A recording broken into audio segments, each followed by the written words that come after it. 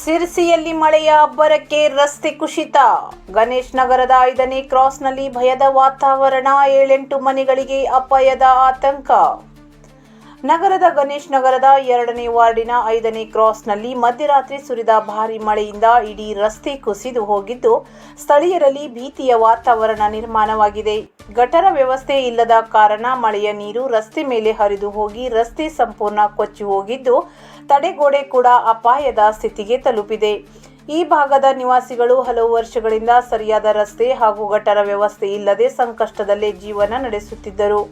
ಕೆಲ ತಿಂಗಳುಗಳ ಹಿಂದೆ ಶಾಸಕ ಭೀಮಣ್ಣ ನಾಯಕ್ ಸ್ಥಳಕ್ಕೆ ಭೇಟಿ ನೀಡಿ ಅಲ್ಲಿನ ದುರಸ್ತಿ ಪರಿಶೀಲಿಸಿ ತಕ್ಷಣ ರಸ್ತೆ, ಗಟರ ಹಾಗೂ ತಡೆಗೋಡೆ ನಿರ್ಮಾಣಕ್ಕೆ ನಗರಸಭೆ ಅಧಿಕಾರಿಗಳಿಗೆ ಸೂಚನೆ ನೀಡಿದರು.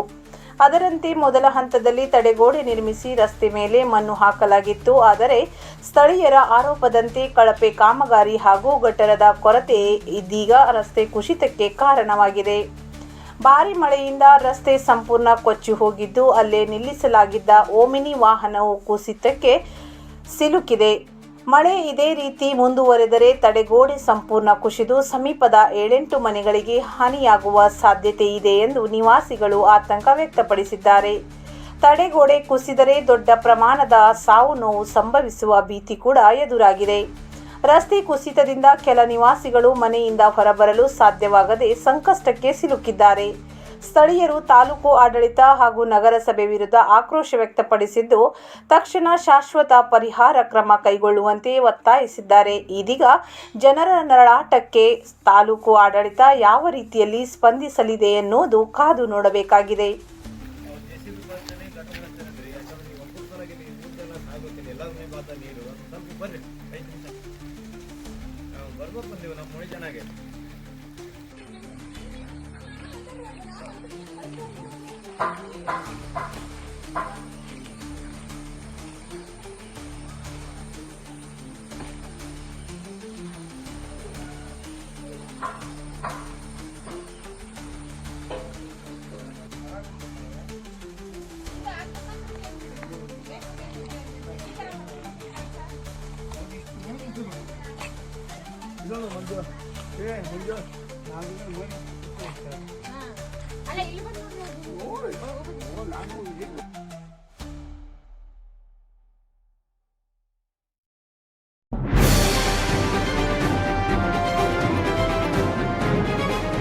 ಇದು ಖಾಲಿ ಡಿಜಿಟಲ್ ವಾಹಿನಿ, ಸತ್ಯ ಮತ್ತು ಸ್ಪಷ್ಟ ಸುದ್ದಿ.